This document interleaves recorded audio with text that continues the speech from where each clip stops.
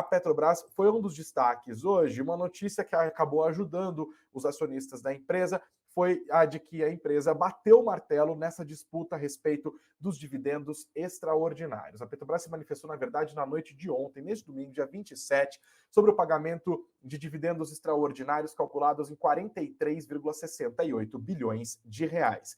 Ela protocolou um comunicado junto à Comissão de Valores Mobiliários, a famosa CVM, ressaltando que esses repasses aos seus acionistas estão previstos na política da empresa. Isso porque lá no começo de novembro, a empresa aprovou o pagamento de dividendos de R$ 3,35 no arredondado para ações preferenciais e também para ações ordinárias. Esse é o valor por ação, tá? Previstos para serem distribuídos no dia 20 de dezembro, tá chegando, portanto, e também no dia 19 de janeiro, tá? Então seria metade em cada uma dessas datas.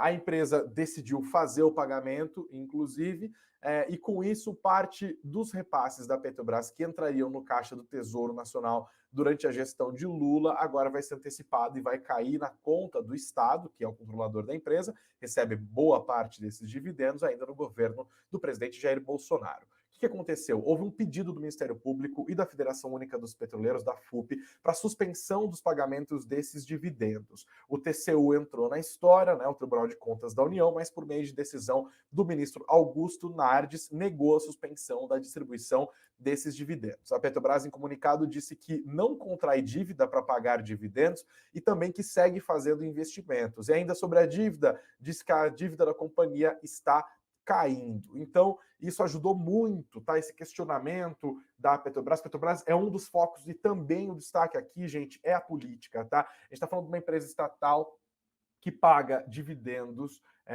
muito pesados, que foi a empresa que mais pagou dividendos no segundo trimestre de 2022. A maior do Brasil, Greg? Aí é fácil. Não, meu amigo, minha amiga. Você está falando da empresa que mais pagou dividendos no planeta, tá? No segundo trimestre, e no terceiro trimestre a gente está falando da terceira empresa que mais pagou dividendos, isso em dólar, tá? Em dólar mesmo, convertendo esses valores, esses dividendos para dólar, a gente está falando da empresa que mais pagou dividendos no segundo tri e da terceira empresa que mais pagou dividendos no terceiro trimestre de 2022. O pessoal do PT está meio assim, não só com a política de dividendos, mas também com a política de investimentos da companhia e, por que não, com a política de preços da Petrobras. A Petrobras segue a PPI, né, que estabelece que os preços do mercado nacional devem seguir a referência dos preços do petróleo, que é negociado em dólar, uma commodity negociada no exterior. Então, quando a gente tem um movimento de desvalorização cambial, o petróleo tende a subir aqui em real e, portanto, a gasolina e o diesel vão junto. O movimento contrário também acontece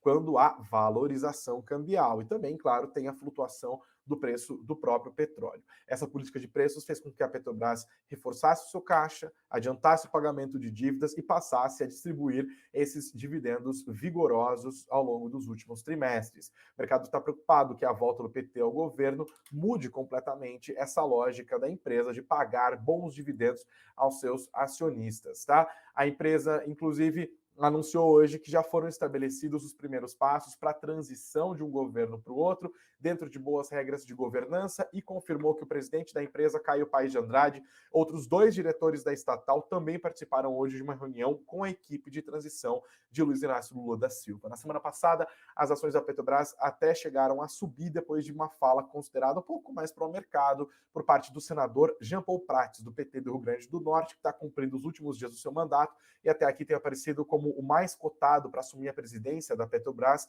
quando o PT, de fato, for governo. O PT, inclusive, está pedindo que os processos de vendas de ativos da empresa que estão em execução agora sejam suspensos e adiados para depois de Lula assumir a presidência da República e fazer a sua nomeação para a direção da empresa e também para a presidência.